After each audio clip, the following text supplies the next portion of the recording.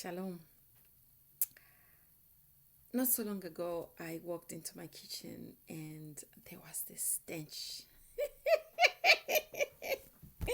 Telling on myself, or there was this stench that I couldn't figure out where it was coming from.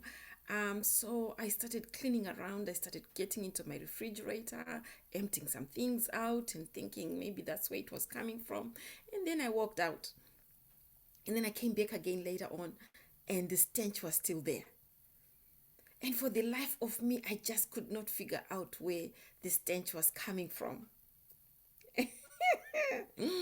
After trying and going into the pantry and looking and doing everything that I could, and looking everywhere that I thought might be the source of this stench, finally, light bulb. It was the garbage. It was trash. All it needed to do is to be taken out of the trash bin and take that trash bag outside. Oh my God, ndakapinda busy trying to figure out what is going on.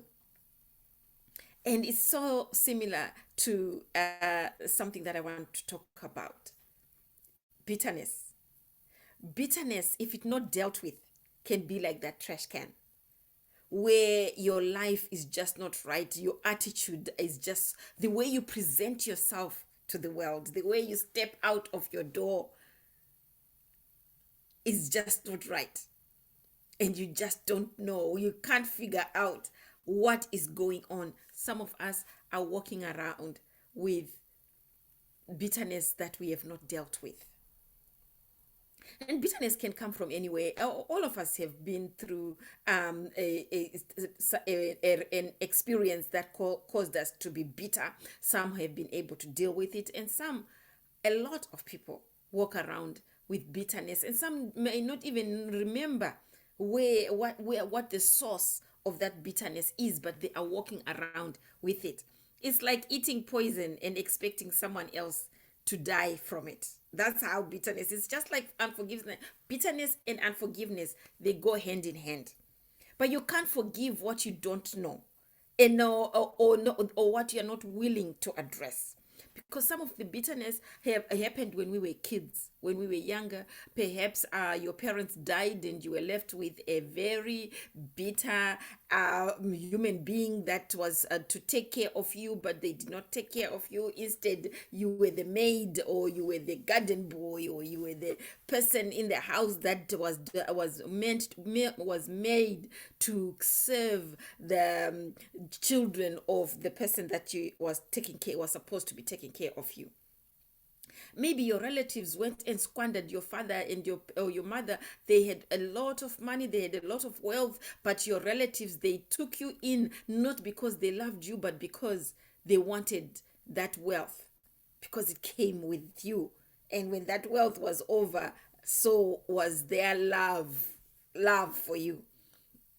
Or maybe it's a spouse that has betrayed you so deeply. They have cheated on you, or they have neglected you, or perhaps they have been abusing you, and you are bitter with them. But just say you are still living in the same house, but you are bitter. You walk around with this bitterness in you, and that bitterness is now kind of it's like a ripple effect, right? So everything around you is impacted. Your relationships with your children, your relationship with your parents or your in-laws, your relationships at work, your relationship at church, your relationship with anybody.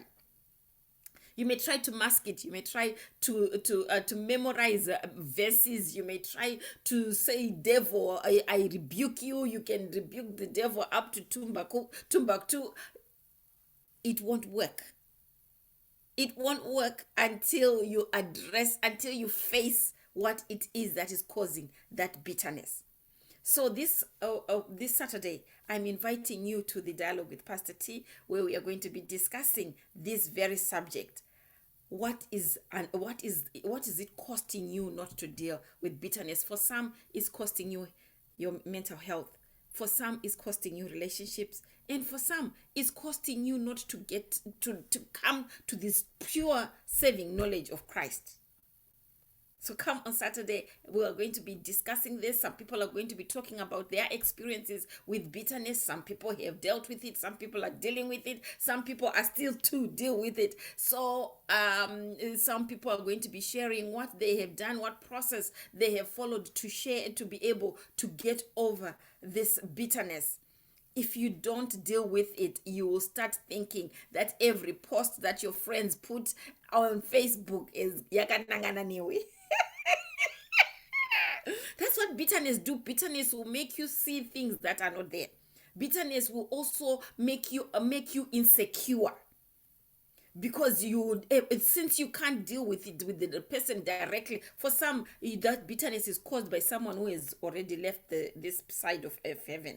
They are dead, they are gone, but you didn't deal with it when they were alive. Now what do you do with that bitterness? What do you do with this thing, with this hurt that someone has put on you and they are no longer there? At least if they are still alive, you are able to pick up the phone and say, listen, we need to talk about this. But what about if they are no longer there? They are gone. What do you do? Come on Saturday, let's talk about these things. Listen, at the dialogue, if it matters to you, it matters to us. God bless you. Come, let us reason together right here on the dialogue with Pastor T on Saturday. Thank you.